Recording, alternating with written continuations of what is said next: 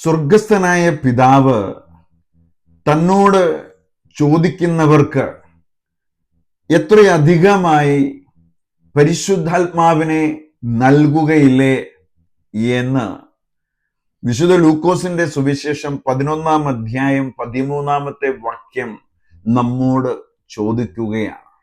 എത്രയധികമായി സ്വർഗസ്ഥനായ പിതാവ് ദൈവത്തിന്റെ ആത്മാവിനെ ചോദിക്കുന്നവർക്ക് നൽകുമെന്നുള്ള ഒരു ഉറപ്പ് ദൈവത്തിന്റെ വചനം നമുക്ക് നൽകുകയാണ്. പരിശുദ്ധാത്മാവ്. പ്രിയപ്പെട്ട ദൈവത്തിന്റെ ജനമേ, ദൈവം അളന്നല്ല ആത്മാവിനെ കൊടുക്കുന്നത് എന്ന് വിശുദ്ധ യോഹന്നാൻ സുവിശേഷം 3-ാം അധ്യായം 34-ാമത്തെ വാക്യവും നമ്മെ ഓർമ്മിപ്പിക്കുകയാണ്. തന്നോട് ചോദിക്കുന്നവർക്ക്, യാചിക്കുന്നവർക്ക് അളവില്ലാതെ ദൈവത്തിന്റെ പരിശുദ്ധാത്മാവിനെ പകർന്നു നൽകുന്ന ദൈവത്തിന്റെ സന്നിധിയില് നമ്മൾ ഒരുമിച്ചിരിക്കുകയാണ് എങ്കിൽ, നമ്മൾ ദൈവത്തിന്റെ പരിശുദ്ധാത്മാവിനെ ആഗ്രഹിച്ച് ദൈവത്തിന്റെ സന്നിധിയിൽ നമ്മൾ പ്രാർത്ഥിക്കുന്ന ഒരു സമൂഹമായി മാറുകയാണ് എങ്കിൽ, ഓർത്തു വെച്ചുകൊള്ളുക, ദൈവത്തിന്റെ പരിശുദ്ധാത്മാവിനെ അളവില്ലാതെ അല്ലെങ്കിൽ അധികമായി നമ്മളിൽ നിറയ്ക്കുവാൻ കരുത്തുള്ള ആ ആത്മശക്തിക്ക് വേണ്ടി നമ്മൾ പ്രാർത്ഥിക്കണം. ഹല്ലേലൂയ. അത് മുട്ടോളമല്ല, അത് അരയോളമല്ല, നീന്തി തുടിക്കുന്ന ഒരു അഭിഷേകമായി നമ്മളുടെ വ്യക്തി ജീവിതത്തിലേക്ക് കടന്നു വരുവാൻ വേണ്ടി പ്രിയപ്പെട്ട ദൈവത്തിന്റെ ജനമേ, അത് നമ്മളൊന്ന് പ്രാർത്ഥിച്ചേ മതിയാകൂ. അത് ഭാഗികമായിട്ടല്ല നമുക്ക് വേണ്ടുന്നത്. യേശുക്രിസ്തു തന്റെ ആത്മാവിനെ അളവില്ലാതെ നൽകുമ്പോൾ അത് സ്വീകരിക്കുവാനുള്ള ഒരു അഭിഷേകത്തിന് വേണ്ടി നമ്മൾ ഒരുങ്ങുന്ന ഈ ഒരു കാലഘട്ടത്തിൽ പ്രിയപ്പെട്ട ദൈവത്തിന്റെ ജനമേ, യോഹന്നാന്റെ സുവിശേഷം 1-ാം അധ്യായം അതിന്റെ 16-ാമത്തെ വാക്യത്തിൽ പറയുകയാണ്, അവന്റെ പൂർണ്ണതയിൽ നിന്ന് നാം എല്ലാവരും കൃപയ്ക്കുമേൽ കൃപ സ്വീകരിച്ചിരിക്കുന്നു. കൃപയ്ക്കുമേൽ കൃപ. അങ്ങനെ ദൈവത്തിന്റെ പരിശുദ്ധാത്മാവിനെ നമുക്ക് സ്വീകരിക്കുവാനുള്ള ഒരു കാലഘട്ടമായി ഈ കാത്തിരിപ്പിന്റെ കാലഘട്ടങ്ങളെ നമ്മൾ ഉപയോഗിച്ചേ മതിയാകൂ. യേശു തന്റെ ആത്മാവിനെ നമുക്ക് തരുന്നത് അളവില്ലാതെയാണ്. അതിന്റെ കാരണം, യേശുവിന്റെ ആത്മാവ്, യേശുക്രിസ്തുവിൽ ആ ആത്മാവ് അളവില്ലാതെ നിറഞ്ഞിരിക്കുന്നതിനാൽ, മറ്റൊരർത്ഥത്തിൽ നമ്മൾ ചിന്തിച്ചാൽ, യേശുക്രിസ്തു പരിശുദ്ധാത്മാവിന്റെ പൂർണ്ണതയുടെ ഒരു വാസസ്ഥലമായി നമ്മുടെ മുമ്പിൽ നിൽക്കുമ്പോ നമ്മെ അടുത്തറിയുന്ന, നമ്മളെ വീണ്ടെടുത്ത ആ ദൈവത്തിന്റെ സാന്നിധ്യം നമ്മിൽ നിറയണമെങ്കിൽ ഈ പരിശുദ്ധാത്മാവിന്റെ അഭിഷേകം നമ്മുടെ മേൽ കടന്നു വരണം. അതുകൊണ്ട് പരിശുദ്ധാത്മാവിൽ ഒരു നിറയപ്പെടുന്ന, അളവില്ലാതെ എന്നിൽ നിറയണമേ, അധികമായി എന്നിൽ നിറയണമേ എന്ന് പ്രാർത്ഥിച്ചുകൊണ്ട് പരിശുദ്ധാത്മാവിന്റെ അഭിഷേകത്തിന് വേണ്ടി ഈ സമയം നമ്മൾ ഉപയോഗിക്കണം. ഇത് കാത്തിരിപ്പിന്റെ ഒരു കാലഘട്ടമാണ്. യേശുക്രിസ്തുവിന്റെ കുരിശുമരണം, പുനരുത്ഥാനം. ഇനി നമ്മൾ കാത്തിരിക്കുന്നത് യേശുക്രിസ്തുവിന്റെ സ്വർഗാരോഹണ തിരുനാളാണ്. അതിനുശേഷം 10 ദിവസം കഴിയുമ്പോൾ ദൈവത്തിന്റെ പരിശുദ്ധാത്മാവിന്റെ ആഗമനവുമായി പെന്തിക്കോസ്തിയുടെ തിരുനാള് കടന്നു വരികയാണ്. അതുകൊണ്ട് ആ പെന്തിക്കോസ്തിക്ക് വേണ്ടി നമ്മൾ ഒരുങ്ങുമ്പോ വിശുദ്ധ ലൂക്കോസിന്റെ സുവിശേഷം 24-ാം അധ്യായം അതിന്റെ 49-ാമത്തെ വാക്യം, ഉത്ഥാനം ചെയ്ത യേശുക്രിസ്തു തന്റെ ശിഷ്യന്മാരുടെ അടുത്ത് കടന്നു വന്നിട്ട് പറയുന്ന ഒരു കാര്യമുണ്ട്. ഇതാ എന്റെ പിതാവിന്റെ വാഗ്ദാനം നിങ്ങളുടെ മേൽ ഞാൻ അയക്കുന്നു. ഉന്നതത്തിൽ നിന്ന് ശക്തി ധരിക്കുന്നത് വരെ നഗരത്തിൽ തന്നെ വസിക്കുവിൻ. ശ്രദ്ധിക്കുക, ഉന്നതത്തിൽ നിന്നുള്ള ഒരു ശക്തിയെ കുറിച്ചാണ് യേശുക്രിസ്തു തന്റെ ശിഷ്യന്മാരോട് പറയുക. ആ ഉന്നതത്തിൽ നിന്നുള്ള ശക്തി ധരിക്കുന്നത് വരെ നഗരത്തിൽ തന്നെ വസിക്കണമെന്നുള്ളൊരു നിർദ്ദേശം നൽകി സ്വർഗാരോഹണം ചെയ്യുന്ന യേശുക്രിസ്തുവിനെയാണ് നമുക്ക് അവിടെ കാണുവാൻ സാധിക്കുക. പ്രിയപ്പെട്ട സഹോദരങ്ങളെ, ഉന്നതത്തിൽ നിന്നുള്ള ശക്തി എന്ന് നമ്മൾ പറയുമ്പോൾ പരിശുദ്ധ അമ്മയോട് ഗബ്രിയേൽ ദൂതൻ വന്ന് പറയുന്നുണ്ട്, പരിശുദ്ധാത്മാവ് നിന്റെ മേൽ വരും, അത്യുന്നതന്റെ ശക്തി നിന്റെ മേൽ ആവസിക്കും. വിശുദ്ധ ലൂക്കോസിന്റെ സുവിശേഷം 1-ാം അധ്യായം 35-ാമത്തെ വാക്യത്തിൽ അത്യുന്നതന്റെ ശക്തി നിന്റെ മേൽ കടന്നു വരുമെന്ന് പരിശുദ്ധ അമ്മയോട് ഗബ്രിയേൽ മാലാഖ പറഞ്ഞുവെങ്കിൽ, പ്രിയപ്പെട്ട സഹോദരങ്ങളെ, അത്യുന്നതന്റെ ശക്തി ധരിക്കുന്നത് വരെ നഗരത്തിൽ തന്നെ വസിക്കണമെന്ന് തന്റെ ശിഷ്യന്മാരോട് പറഞ്ഞ യേശുക്രിസ്തു സ്വർഗാരോഹണം ചെയ്യുകയാണ്. ഹല്ലേലൂയ. അതുകൊണ്ട് സ്വർഗാരോഹണം ചെയ്ത യേശുക്രിസ്തു നമ്മളോടും പറയുന്നത്, ഉന്നതത്തിൽ നിന്നുള്ള ശക്തി സ്വീകരിക്കുവാൻ നമ്മളും കാത്തിരിക്കണം. ഹല്ലേലൂയ. അതുകൊണ്ട് ശിഷ്യന്മാര് പിന്നീട് ഈ ഒരു നിർദ്ദേശം ലഭിച്ചതിന് ശേഷം എന്താണ് ചെയ്തത് എന്ന് നമ്മൾ പഠിക്കണം.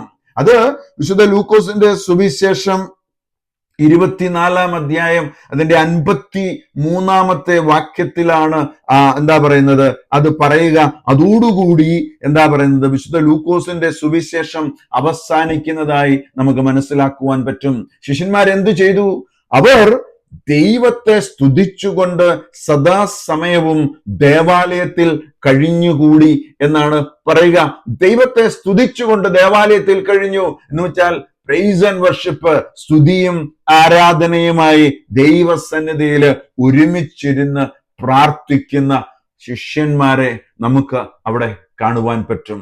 പ്രിയപ്പെട്ട സഹോദരങ്ങളെ, നമ്മൾ ഒരുമിച്ചിരിക്കുവാൻ തയ്യാറുണ്ടോ? ഒരുമിച്ചിരുന്ന് പ്രാർത്ഥിക്കുവാൻ നമ്മൾ തയ്യാറുണ്ടോ? നമ്മളുടെ ചിന്തകളും നമ്മളുടെ തീരുമാനങ്ങളും ഒക്കെ ദൈവത്തിൽ നിന്ന് അകന്നുപോയി ഈ ലോകവും ഈ ലോകത്തിന്റെ മോഹങ്ങളും സുഖ സൗകര്യങ്ങളും തേടിയുള്ള യാത്രയുടെ നടുവിൽ വളരെ എന്താ പറയുന്നത്, സൗകര്യത്തോടു കൂടി നമ്മൾ മറന്നുപോയ ഒരു ആത്മീയ സത്യമാണ് ജീവനുള്ള ദൈവത്തിന്റെ പരിശുദ്ധാത്മാവിന്റെ ഒരു അഭിഷേകം സ്വീകരിക്കുക എന്നത്. ഹല്ലേലൂയ. നമ്മള് അപ്പസ്തോല പ്രവർത്തികൾ 1-ാം അധ്യായം അതിന്റെ 1 തൊട്ട് 4 വരെയുള്ള വാക്യങ്ങൾ നമ്മൾ പഠിക്കുകയാണെങ്കിൽ, അപ്പസ്തോല പ്രവർത്തികൾ എഴുതിയത് വിശുദ്ധ ലൂക്കോസ് ആണ്. യേശുക്രിസ്തുവിന്റെ സ്വർഗാരോഹണത്തിനും സഭയുടെ ആരംഭത്തിനും ഇടയിലുള്ള പ്രധാന ഒരു ഘട്ടത്തെക്കുറിച്ച് പ്രതിപാദിക്കുന്ന ഭാഗമാണ് അപ്പസ്തോല പ്രവർത്തികൾ 1-ാം അധ്യായത്തിന്റെ 1 മുതൽ 4 വരെയുള്ള വാക്യങ്ങൾ. അപ്പം എഴുതിയത് ലൂക്കോസ് ആണ് എന്ന് നമുക്ക് മനസ്സിലായി. അപ്പസ്തോല പ്രവർത്തികൾ 1-ാം അധ്യായം അതിന്റെ 1-ാമത്തെ വാക്യം അല്ലയോ തെയോഫിലോസേ, ഇങ്ങനെയാണ്. അല്ലയോ തെയോഫിലോസ്, ഇങ്ങനെയാണ് തുടങ്ങുക. എന്നാൽ അപ്പസ്തോല പ്രവർത്തികൾ എഴുതിയ വിശുദ്ധ ലൂക്കോസ് തന്റെ സുവിശേഷത്തിൽ, വിശുദ്ധ ലൂക്കോസിന്റെ സുവിശേഷം 1-ാം അധ്യായം അതിന്റെ 3-ാമത്തെ വാക്യത്തിൽ ഇങ്ങനെ എഴുതി വെച്ചു, അല്ലയോ ശ്രേഷ്ഠനായ തെയോഫിലോസ്. ഹല്ലേലൂയ. പ്രിയപ്പെട്ട ദൈവത്തിന്റെ ജനമേ, ലൂക്കോസിന്റെ സുവിശേഷത്തിലും അപ്പസ്തോല പ്രവർത്തികളുടെ തുടക്കത്തിലും ഈ രണ്ടും എഴുതിയ വിശുദ്ധ ലൂക്കോസ് അഭിസംബോധന ചെയ്യുന്നത് അല്ലയോ തെയോഫിലോസ് എന്നാണ്. അപ്പം തെയോഫിലോസ് ആരാണ്? ഇത് നമ്മൾ ഒന്ന് പഠിക്കുന്നത് നല്ലതാണ്. അപ്പം വിശുദ്ധ ലൂക്കോസിന്റെ സുവിശേഷവും അപ്പസ്തോല പ്രവൃത്തികളും എഴുതപ്പെട്ടത് തെയോഫിലോസിനാണ് എന്ന് നമ്മൾ കാണുമ്പോൾ ഈ തെയോഫിലോസിന്റെ അർത്ഥം നമ്മൾ മനസ്സിലാക്കണം. അതിന്റെ അർത്ഥം എന്ന് പറയുക ദൈവത്തെ സ്നേഹിക്കുന്നവൻ എന്നാണ്, അല്ലെങ്കിൽ ദൈവത്താൽ സ്നേഹിക്കപ്പെടുന്നവൻ. 2 മേഖലകൾ നിങ്ങൾ എടുക്കാം. തിയോഫിലോസ് എന്ന് പറയുമ്പോൾ ദൈവത്തെ സ്നേഹിക്കുന്നവൻ. ഹല്ലേലൂയ. അപ്പം അതിനെ നമ്മളൊന്ന് പഠിച്ചാൽ, മനുഷ്യൻ ദൈവത്തെ സ്നേഹിക്കുന്നു എന്ന് വെച്ചാൽ ദൈവത്തോട് അടുപ്പമുള്ള മനുഷ്യന്റെ ജീവിതത്തെ നിങ്ങൾ ഒന്ന് എന്ന് പറഞ്ഞ് പോയിന്റ് നമ്പർ 1, ദൈവത്തോട് അടുപ്പമുള്ള മനുഷ്യന്റെ ജീവിതം. പോയിന്റ് നമ്പർ 2, സത്യത്തെ അന്വേഷിക്കുന്ന ഒരു മനുഷ്യന്റെ ഹൃദയവും നമുക്ക് അവിടെ കാണുവാൻ പറ്റും. അതായത് മനുഷ്യൻ ദൈവത്തെ സ്നേഹിക്കുന്നു എന്ന ആംഗിളിലൂടെ നമ്മൾ ഇതിനെ കാണുമ്പോൾ ദൈവത്തോട് അടുപ്പമുള്ള മനുഷ്യന്റെ ജീവിതം, സത്യത്തെ അന്വേഷിക്കുന്ന ഒരു ഹൃദയമുള്ള മനുഷ്യനെ, ഈ രണ്ട് മേഖലകള് നമ്മൾ ആദ്യത്തെ ആ ഒരു പോയിന്റിനോട് നമ്മൾ ചേർത്ത് വെക്കുകയാണ്. രണ്ടാമത്, ദൈവം മനുഷ്യനെ സ്നേഹിക്കുന്ന ഒരു സാഹചര്യമാണെങ്കിൽ അവിടെ പോയിന്റ് നമ്പർ 1 കൃപയുടെ ബന്ധമാണ്. മനുഷ്യനോട് ദൈവം മനുഷ്യനും ദൈവവുമായിട്ടുള്ള ഒരു ബന്ധത്തിൽ ഒരു കൃപയുടെ ബന്ധം നമ്മൾ അവിടെ കാണുകയാണ്. രണ്ടാമത്, അവിടെ ദൈവത്തിന്റെ ഒരു വിളി നമ്മൾ തിരിച്ചറിയുകയാണ്. ഹല്ലേലൂയ. അപ്പം തെയോഫിലോസ്, അതിന്റെ ആദ്യം തിയോ എന്നൊരു വാക്ക് നമ്മൾ കാണുകയാണ്. അതൊരു ഗ്രീക്ക് വാക്കാണ്. ആ വാക്കിന്റെ അർത്ഥം എന്ന് പറയുക ദൈവമെന്നാണ്. നമ്മൾ തിയോ എന്ന വാക്കിന്റെ അർത്ഥം ദൈവം ആണ് എന്ന് മനസ്സിലാക്കുമ്പം തിയോളജി എന്ന് പറയുക ദൈവശാസ്ത്രമാണ്.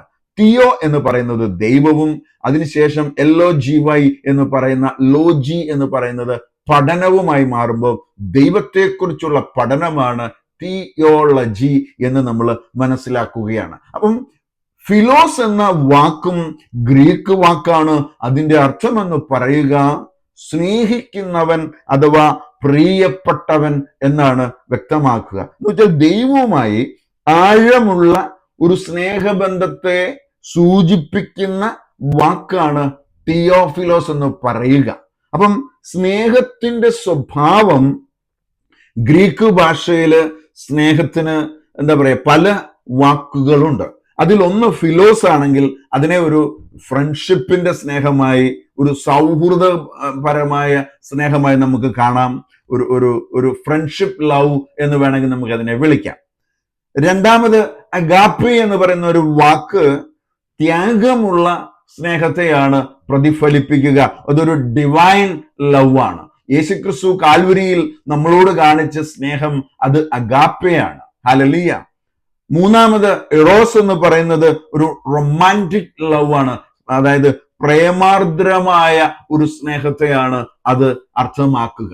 ഇവിടെ ഫിലോസ് എന്ന് പറയുന്ന വാക്കുകൊണ്ട് അടുപ്പം, വിശ്വാസം, ബന്ധം എന്നിവയിൽ അധിഷ്ഠിതമായ ഒരു സ്നേഹത്തെയാണ് നമ്മൾ മനസ്സിലാക്കേണ്ടത്. അപ്പം തെയോഫിലോസ് എന്ന് വിശുദ്ധ ലൂക്കോസ് അഭിസംബോധന ചെയ്യുമ്പം തിയോ എന്നത് ദൈവവും ഫിലോസ് എന്നത് സ്നേഹിക്കുന്നവനും, അങ്ങനെ രണ്ട് മേഖലകൾ കടന്നു വരുമ്പം ദൈവത്തെ സ്നേഹിക്കുന്നവർക്കാണ് വിശുദ്ധ ലൂക്കോസ് ഇത് എഴുതുന്നത് എന്ന് നമ്മൾ തിരിച്ചറിയണം. അപ്പം ദൈവത്തെ സ്നേഹിക്കുന്നവർക്ക് ദൈവത്തോടുള്ള ബന്ധത്തിൽ, ആ ബന്ധം എന്ന് പറയുന്നത് സ്നേഹത്തിൽ നിന്നായിരിക്കണം എന്ന് നമ്മൾ മനസ്സിലാക്കണം. അവിടെ ഭയത്തിന് സ്ഥാനമില്ല. ഭയം കൊണ്ടല്ല നമ്മൾ ദൈവത്തെ സമീപിക്കേണ്ടത്. നമ്മുടെ ഹൃദയത്തിൽ നിന്നും പുറപ്പെടുന്ന സ്നേഹം അവിടെ ഉടലെടുത്തെങ്കിൽ മാത്രമേ നമുക്ക് ദൈവത്തെ സമീപിക്കുവാൻ നമുക്ക് സാധിക്കത്തുള്ളൂ. വിശുദ്ധ യോഹന്നാൻ എഴുതിയ സുവിശേഷം 15-ാം അധ്യായം അതിന്റെ 15-ാമത്തെ വാക്യത്തിൽ ഞാൻ നിങ്ങളെ സ്നേഹിതന്മാർ എന്ന് വിളിച്ചു എന്ന് നമ്മളിവിടെ വായിക്കുന്നുണ്ട്. അപ്പൊ ദൈവത്തോടുള്ള നമ്മുടെ സ്നേഹവും ബന്ധവും അത് ഫിലോസ് എന്ന് പറയുന്ന അർത്ഥത്തിന്റെ തലങ്ങളിലേക്ക് കടന്നു വരുമ്പോ അത് യഥാർത്ഥ ആത്മീയ അർത്ഥമുള്ള ഒരു ജീവിതമായി മാറുകയാണ്.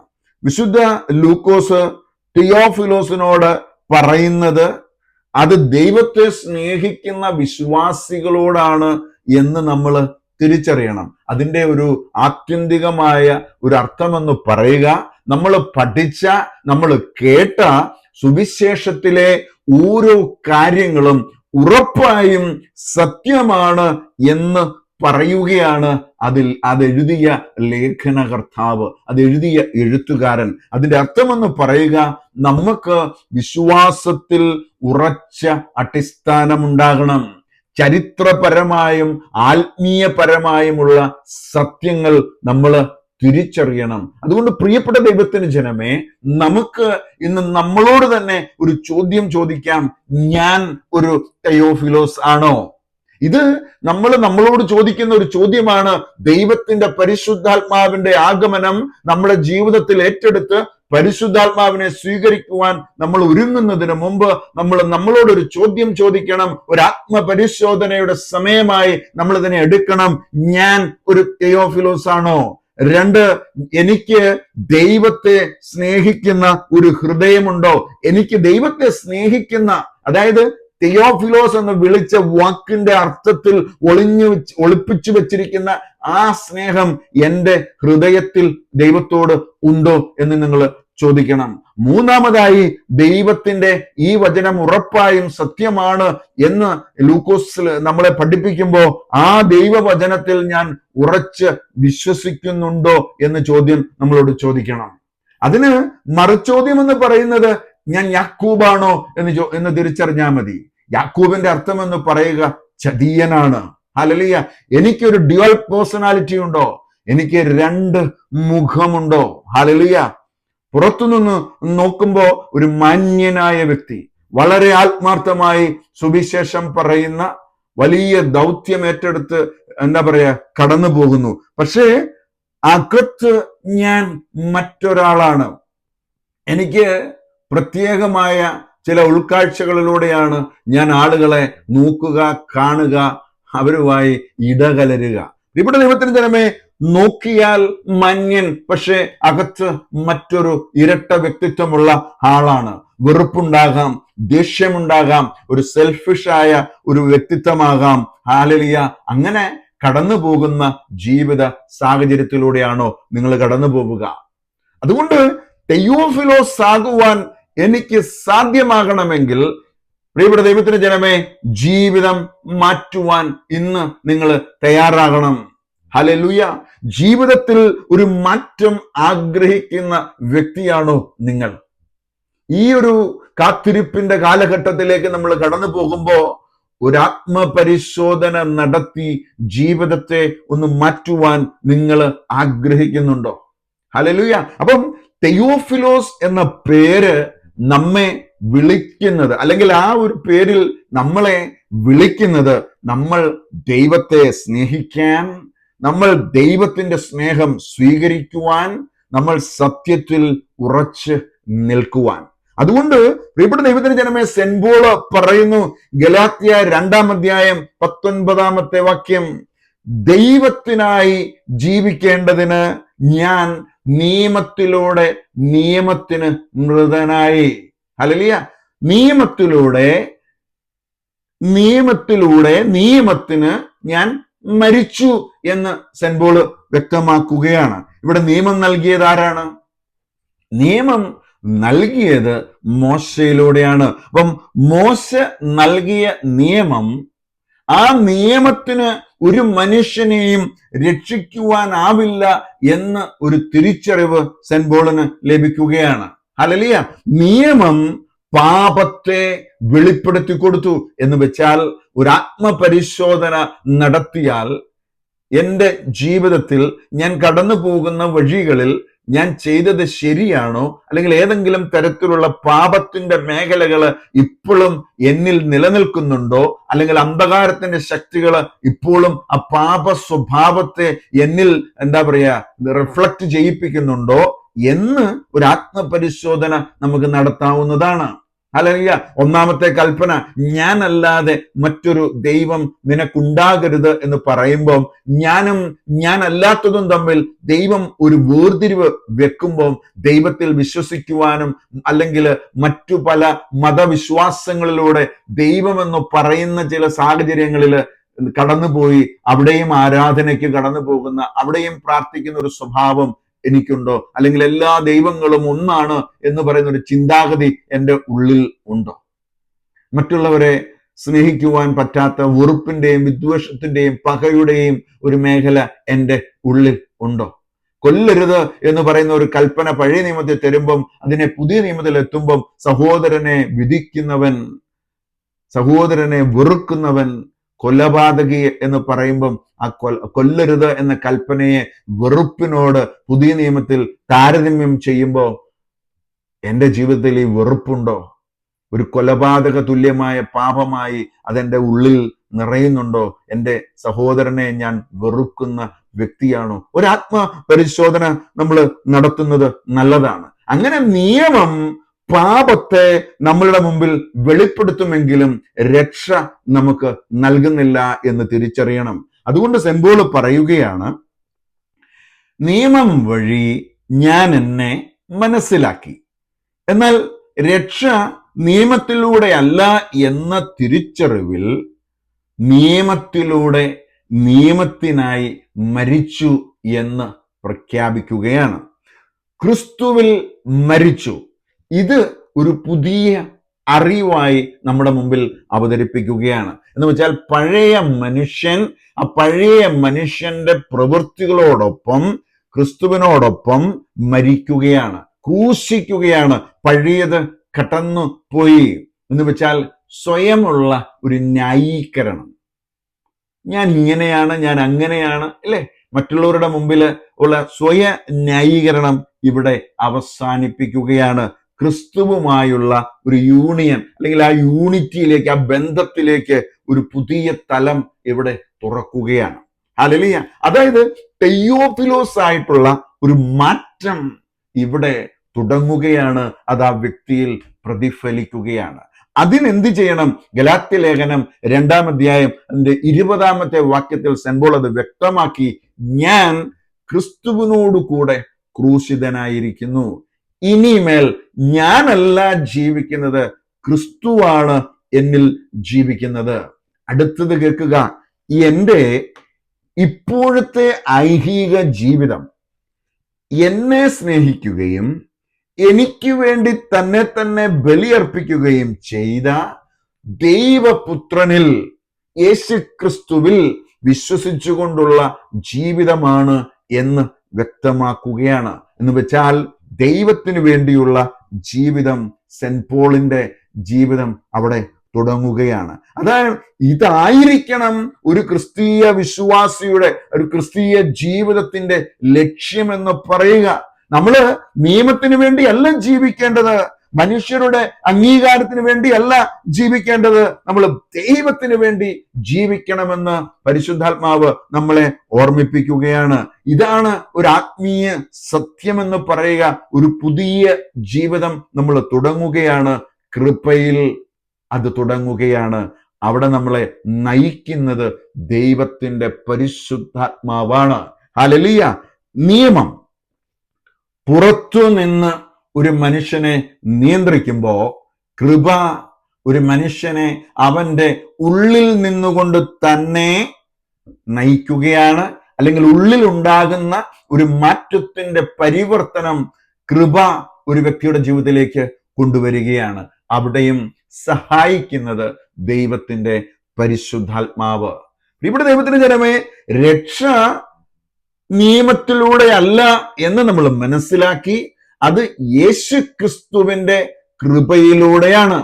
അപ്പം നമ്മുടെ ജീവിതം ഒന്നെടുത്ത് പരിശോധിച്ചാൽ നമ്മുടെ ജീവിതത്തിൽ നിയമം എങ്ങനെയാണ് പ്രവർത്തിക്കുക? നമ്മുടെ ജീവിതത്തിൽ നിയമം എഴുതി വെക്കപ്പെട്ട ചില ആചാരങ്ങളിലും ചില അനുഷ്ഠാനങ്ങളിലും നമ്മളുടെ സ്വയ ന്യായീകരണത്തിലൂടെയൊക്കെ ഇത് കടന്നു പോവുകയാണ്. എന്നാൽ കൃപ എങ്ങനെയാണ് നമ്മിൽ പ്രവർത്തിക്കുക? അത് നമ്മളുടെ പ്രയത്നത്തിന്റെ ഫലമല്ല, അത് യേശുക്രിസ്തുവിന്റെ ദയയിലും കരുണയിലും നമ്മുടെ ജീവിതത്തിൽ അത് പ്രതിഫലിക്കുമ്പോൾ നമ്മൾ രക്ഷ പ്രാപിക്കുകയാണ്. ഹല്ലേലൂയ. അപ്പം ഇവിടെ ദൈവത്തിന്റെ പരിശുദ്ധാത്മാവിനെ സ്വീകരിക്കുവാൻ നമ്മൾ ഒരുങ്ങുമ്പോൾ അത് കൃപയിലാണ് അത് നമുക്ക് ലഭ്യമാകുക എന്ന് നമ്മൾ തിരിച്ചറിയണം. അത് ദൈവത്തിന്റെ പരിശുദ്ധാത്മാവ് നമ്മുടെ മേൽ വന്ന് നമ്മുടെ മേൽ ശക്തിപ്പെടുത്തി നമ്മളെ ഒരു തലത്തിലേക്ക് കൊണ്ടുപോകണമെങ്കിൽ ആദ്യം നമ്മളുടെ അഹങ്കാരം നമ്മുടെ ജീവിതത്തിൽ നിന്നും മാറണം. ഞാനെന്ന ഭാവം എന്നിൽ നിന്നും മാറണം. നമ്മുടെ ജീവിതത്തിൽ പ്രവൃത്തികളിൽ അനീതി ഉണ്ടെങ്കിൽ അത് അവസാനിക്കണം. സ്വയം ന്യായീകരണം അവസാനിക്കണം. ഹല്ലേലൂയ. അതുകൊണ്ട് ഇങ്ങനെയുള്ള മറ്റുള്ളവരെ വെറുപ്പോടും പുച്ഛത്തോടും കൂടെ കാണുന്ന, എപ്പോഴും മറ്റുള്ളവരെ വിമർശിക്കുവാൻ തോന്നുന്ന ഒരാളെ പോലും സ്നേഹത്തിൽ ചേർത്ത് പിടിക്കുവാൻ പറ്റാതെ നമ്മള് ആവശ്യത്തിനും അനാവശ്യത്തിനും ഒക്കെ ഓരോ വ്യക്തികളെ കളിയാക്കുന്നത്, നമ്മൾ ഒരുമിച്ച് കൂടുമ്പം ഇല്ലേ കളിയാക്കുന്നത്, നമുക്കൊരു കളിയാക്കുക, ചിരിക്കുക, ഇതൊക്കെ നമ്മളുടെ ജീവിതത്തിൽ കടന്നു വരുന്ന, അതെത്ര വലിയ ആത്മീയ മേഖലയിലൂടെ കടന്നു പോകുന്ന വ്യക്തികളായാൽ പോലും അവരുടെ ഇടയിലും ഇതേ പരിഹാസം അവരുടെ ഉള്ളിൽ, മറ്റുള്ളവരോടുള്ള വെറുപ്പിന്റെ ആ ഒരു മേഖലയിലൂടെ കടന്നു വരുന്നതാണ് ഇതൊക്കെ. അതുകൊണ്ട് ഇതെല്ലാം അവസാനിപ്പിക്കുവാനുള്ള ഒരു തീരുമാനം നമ്മൾ എടുക്കണം. എന്ന് വെച്ചാൽ ഇതെല്ലാം കാൽവരിയിലെ കുരിശിൽ ക്രിസ്തുവിനോടൊപ്പം ക്രൂശിക്കുവാനുള്ള തീരുമാനം. സെന്റ് പോൾ പറഞ്ഞതുപോലെ, എൻ്റെ പഴയ മനുഷ്യനെ ഞാൻ ക്രൂശിച്ചു. ഇന്ന് അതിന് നമുക്ക് സാധിച്ചാൽ, അങ്ങനെ സാധിച്ചാൽ എൻ്റെ ഇഷ്ടങ്ങളെ ദൈവത്തിന്റെ ഇഷ്ടമാക്കി ഞാൻ മാറ്റും. എൻ്റെ വഴികള് ക്രിസ്തുവിന് ഇഷ്ടമുള്ള വഴികളിലൂടെയാക്കി ഞാൻ മാറ്റും. ഹല്ലേലൂയ. അങ്ങനെ വരുമ്പം എൻ്റെ ജീവിതത്തിന്റെ നിയന്ത്രണം ഏറ്റെടുക്കുവാൻ എന്നെ തന്നെ ക്രിസ്തുവിൽ പരിപൂർണ സമർപ്പണത്തോടുകൂടി ഞാൻ വിട്ടുകൊടുത്താൽ, എൻ്റെ മനോഭാവത്തെ മാറ്റി എനിക്ക് എൻ്റെ യേശുക്രിസ്തുവിന് അപ്പുറമായി മറ്റൊരു സത്യദൈവത്തെ ആശ്രയിക്കുവാൻ ഇല്ല എന്ന ബോധ്യത്തിൽ എൻ്റെ ജീവിതം ക്രിസ്തുവിനോടൊപ്പം ഞാൻ സമർപ്പിച്ച് കഴിയുമ്പോൾ പരിശുദ്ധാത്മാവെന്ന ദാനം എൻ്റെ മേൽ കടന്നു വരും. എൻ്റെ മേൽ കടന്നു വരുവാൻ യേശു അനുവദിക്കും. ഞാൻ നിങ്ങൾക്കൊരു സഹായകനെ നൽകുമെന്ന് പറഞ്ഞവൻ വാക്കു മാറാത്തവനാണ്, ജീവനുള്ള ദൈവമാണ്. അവൻ തന്റെ ആത്മാവിനെ നമ്മുടെ മേൽ അയക്കും. അപ്പോസ്തലപ്രവൃത്തികൾ 1:8 ഇങ്ങനെ പറയുന്നുണ്ട്, പരിശുദ്ധാത്മാവ് നിങ്ങളുടെ മേൽ വന്നു കഴിയുമ്പോൾ നിങ്ങൾ ശക്തി പ്രാപിക്കും. ജെറൂസലേമിലും യൂദയ മുഴുവനിലും സമരിയായിലും ഭൂമിയുടെ അതിർത്തികൾ വരെയും നിങ്ങൾ എനിക്ക് സാക്ഷികളായിരിക്കും എന്ന് യേശുക്രിസ്തു തന്റെ ശിഷ്യന്മാരെ പ്രബോധിപ്പിക്കുമ്പോൾ ഓർത്തുകൊള്ളുക, ശക്തി തരുന്നത് പരിശുദ്ധാത്മാവാണ്. ശക്തി തരുന്നത് ദൈവത്തിന്റെ പരിശുദ്ധാത്മാവാണ്. അത് പിതാവായ ദൈവത്തിന്റെ പദ്ധതിയിലൂടെ പുത്രനായ യേശുക്രിസ്തുവിന്റെ കുരിശു മരണത്തിലൂടെ പരിശുദ്ധാത്മാവിന്റെ പ്രവർത്തനത്തിലൂടെ ഇവരും അതായത് ത്രിയേക ദൈവം, ആ സാന്നിധ്യം ഒരുമിച്ച് ചേർന്ന് ഒരു രക്ഷാകര പദ്ധതി പൂർത്തീകരിക്കുകയാണ്. പ്രിയപ്പെട്ട സഹോദരങ്ങളെ, പിതാവായ ദൈവം ആലോചിച്ച് തീരുമാനിച്ച് ഒരുക്കിയ പദ്ധതി, അത് കാൽവരിയിൽ യേശുക്രിസ്തു പൂർത്തീകരിച്ച് തന്റെ അവസാനത്തുള്ളി രക്തവും ചിന്തി മാനവരാശിയുടെ പാപത്തെ എടുത്തു മാറ്റി ലോകത്തിന്റെ പാപം നീക്കുന്ന ദൈവത്തിന്റെ കുഞ്ഞാടായ യേശുക്രിസ്തു പിതാവായ ദൈവത്തിന്റെ ഹിതം കാൽവരിയിൽ നിറവേറ്റി. ഹല്ലേലൂയ. പിന്നീട് ആ രക്ഷയുടെ ശക്തമായ അഭിഷേകം പരിശുദ്ധാത്മാവ് മനുഷ്യ ജീവിതത്തിൽ പ്രായോഗികമാക്കുവാൻ നമ്മളെ സഹായിക്കുകയാണ്. അതുകൊണ്ട് ക്രൂശില്ലാതെ, കുരിശുമരണമില്ലാതെ രക്ഷയില്ല, പരിശുദ്ധാത്മാവില്ലാതെ ക്രിസ്തീയ ജീവിതവുമില്ല. അതുകൊണ്ട് പരിശുദ്ധാത്മാവില്ലാതെ നമുക്ക് ഈ ലോകത്ത് ജീവിക്കുക എന്ന് പറയുന്നത് അസാധ്യമാണ്. ഹല്ലേലൂയ. അതുകൊണ്ട് പെന്തക്കോസ്റ്റൽ ഡേ, അതിനുവേണ്ടി കാത്തിരിക്കുന്ന നമ്മൾ യേശുക്രിസ്തു പറഞ്ഞതുപോലെ ഈ ദിവസങ്ങളിൽ പ്രാർത്ഥനയിലായിരിക്കണം. പ്രിയപ്പെട്ട സഹോദരങ്ങളെ, അപ്പോസ്തലപ്രവൃത്തികൾ 1-ാമത്തെ അധ്യായം അതിന്റെ 4-ാമത്തെ വാക്യത്തിൽ പറയുന്നുണ്ട്, അല്ലെങ്കിൽ അതിന്റെ 3-4 വാക്യങ്ങൾ നമ്മൾ എടുക്കുമ്പോ, നിങ്ങൾ ജെറൂസലേം വിട്ടുപോകരുത്, എന്നിൽ നിന്നും കേട്ട പിതാവിന്റെ വാഗ്ദാനം നിങ്ങൾ കാത്തിരിക്കണം. യോഹന്നാൻ വെള്ളം കൊണ്ട് സ്നാനം നൽകി, നിങ്ങളാകട്ടെ ഏറെ താമസിയാതെ പരിശുദ്ധാത്മാവിനാൽ സ്നാനം ഏൽക്കും. അതുകൊണ്ട് പ്രിയപ്പെട്ട ദൈവത്തിന്റെ ജനമേ, അഗ്നി സ്നാനത്തിന് വേണ്ടി പരിശുദ്ധാത്മാവിനാലും അഗ്നിയാലും ഒരു സ്നാനം നമുക്ക് ഏൽക്കാനുണ്ട്. അതിനുവേണ്ടി നമ്മൾ ഒരുങ്ങേണ്ട ഒരു സമയമാണ്. ആത്മശക്തിക്കായി നമ്മൾ ഒരുങ്ങേണ്ട ഒരു സമയമാണ്. അതുകൊണ്ട് നമ്മൾ പരിശുദ്ധാത്മാവിന്റെ ആ വലിയ സ്നേഹത്തെക്കുറിച്ച് നമ്മൾ കേൾക്കുവാൻ ഇനി വരുന്ന വരും ദിവസങ്ങളിൽ നമ്മൾ അതിനെക്കുറിച്ച് കേൾക്കും. അപ്പൊ ഓർത്തുകൊള്ളുക, സ്വർഗസ്ഥനായ പിതാവിനോട് ചോദിക്കുന്ന ഏവർക്കും എത്രയധികമായി ദൈവത്തിന്റെ പരിശുദ്ധാത്മാവിനെ നൽകുകയില്ലേ? അവിടെയാണ് അളന്നല്ല ദൈവം തന്റെ ആത്മാവിനെ നമുക്ക് നൽകുക എന്നുള്ള ഒരു ബോധ്യം നമുക്ക് ലഭ്യമാകുന്നത്. പക്ഷെ പ്രിയപ്പെട്ട സഹോദരങ്ങളെ, ഒരുങ്ങണം. പാപമുള്ള, അശുദ്ധിയുള്ള മേഖലകളിൽ ദൈവത്തിന്റെ പരിശുദ്ധാത്മാവിന് വരാനാവില്ല. ഹോളി സ്പിരിറ്റ് വിശുദ്ധിയുടെ ആത്മാവാണ്. അത് വിശുദ്ധി ഉള്ളിടത്തെ ആ പരിശുദ്ധാത്മാവിന്റെ സാന്നിധ്യം കടന്നു വരികയുള്ളൂ. അതുകൊണ്ട് നമ്മുടെ കണ്ണുകളിലും നമ്മുടെ മനസ്സിലും നമ്മുടെ ഹൃദയത്തിലുമൊക്കെയുള്ള എല്ലാ പാപത്തിന്റെ മേഖലകളെയും നമുക്കൊന്ന് ഒന്ന് കഴുകി വിശുദ്ധീകരിക്കുവാൻ യേശുക്രിസ്തുവിന്റെ രക്തത്തിൽ നമുക്കൊന്ന് ആശ്രയിക്കാം. 1 യോഹന്നാൻ 1:8 പറയുന്നുണ്ട്, യേശുക്രിസ്തുവിന്റെ രക്തം സകല പാപങ്ങളിൽ നിന്നും നമ്മളെ ശുദ്ധീകരിക്കും. ഇന്ന് നമ്മളെ ശുദ്ധീകരിക്കുന്ന യേശുക്രിസ്തുവിന്റെ രക്തത്താൽ സകല പാപവും പോക്കി നമ്മളെ ശുദ്ധീകരിക്കുവാൻ നമുക്ക് പ്രാർത്ഥിക്കാം. പരിശുദ്ധ അമ്മയും ശ്ലീഹന്മാരും ഒരുമിച്ചിരുന്ന് പ്രാർത്ഥിച്ച ആ ഒരു മാളിക മുറിയിൽ ഇറങ്ങി വന്ന ദൈവത്തിന്റെ പരിശുദ്ധാത്മാവിന്റെ ഒരു അഭിഷേകം സ്വീകരിക്കുവാൻ നമുക്ക് ഒരുങ്ങാം. ഈ ദിവസങ്ങള്, ആ കാത്തിരിപ്പിന്റെ ദിവസങ്ങളിലേക്ക് നമ്മൾ കടന്നു പോകുമ്പം വിശുദ്ധിയോടും വിശ്വസ്തയോടും ദൈവസന്നിധിയിൽ നിൽക്കുവാനുള്ള ഒരു അനുഗ്രഹത്തിന് വേണ്ടി നമുക്ക് പ്രാർത്ഥിക്കാം. ക്ഷമിക്കുവാൻ, നമുക്ക് ആരോടെങ്കിലും ക്ഷമിക്കുവാനുണ്ടെങ്കിൽ ക്ഷമിക്കും. പോട്ടേന്ന് വെക്ക്. നമുക്ക് ഈ ലോകത്ത് ആരുടെയും ഒരു സർട്ടിഫിക്കറ്റ് നമുക്ക് വേണ്ട. നമുക്ക് വേണ്ടുന്നത് ദൈവത്തിന്റെ പരിശുദ്ധാത്മാവിന്റെ അഭിഷേകമാണ്. ഹല്ലേലൂയ. പാട്ടുകാര് പാടിയതുപോലെ, പരിശുദ്ധാത്മാവേ അളവില്ലാതെ എന്നിൽ നിറയണമേ എന്ന് നമുക്ക് ഒരുമിച്ച് പാടാം. അധികമായി എന്നിൽ നിറയണമേ എന്ന് നമുക്ക് ഒരുമിച്ച് പാടാം. എല്ലാ സങ്കടങ്ങളും ഒന്ന് മറന്നേ, എല്ലാ വേദനകളും ഒന്ന് മറന്നേ. ഏതെല്ലാം രീതിയിൽ സങ്കടങ്ങളിലൂടെ പോകുന്ന ഒരു മനുഷ്യന്റെ ജീവിതം എടുത്താല്, പ്രിയപ്പെട്ട സഹോദരങ്ങൾ, എത്രയേറെ പേര് സങ്കടത്തില്, ഒത്തിരിയേറെ പേര് വേദനയില്, ഇല്ലേ? അവർക്ക് വേണ്ടിയും നമുക്ക് പ്രാർത്ഥിക്കാം. അവരെയും ദൈവത്തിന്റെ പരിശുദ്ധാത്മാവ് സഹായിക്കണം. തുടർ ദിവസങ്ങളിൽ നമ്മൾ വീണ്ടും പരിശുദ്ധാത്മാവിനെ കുറിച്ച് നമ്മൾ കേൾക്കും, നമ്മൾ പഠിക്കും. അതുകൊണ്ട് കാത്തിരിക്കാം. ദൈവത്തിന്റെ ആത്മാവിന്റെ സ്നേഹത്തിന് വേണ്ടി നമുക്ക് കാത്തിരിക്കാം. എല്ലാം മറന്നേ ഒന്ന്, എല്ലാവരോടും ഒന്ന് ക്ഷമിച്ചേ. നമുക്ക് ആത്മാവിൽ ഒരു അഭിഷേകം പ്രാപിച്ച് ഒരു നെക്സ്റ്റ് ലെവൽ, 1 ഡിഗ്രിയിൽ നിന്നും അനദർ ഡിഗ്രിയിലേക്ക് നമുക്ക് അഭിഷേകത്തെ ഒന്ന് ഉയർത്തുവാൻ പരിശുദ്ധാത്മാവിൽ ആശ്രയിക്കാം. ദൈവത്തിന്റെ വചനത്തിൽ നമുക്ക് ആശ്രയിക്കാം. പ്രിയപ്പെട്ട സഹോദരങ്ങളെ, അത്യുന്നതന്റെ ശക്തി, അത്യുന്നതങ്ങളിൽ നിന്നുള്ള ശക്തി സ്വീകരിക്കുന്നത് വരെ നമുക്ക് കാത്തിരുന്ന് പ്രാർത്ഥിക്കാം.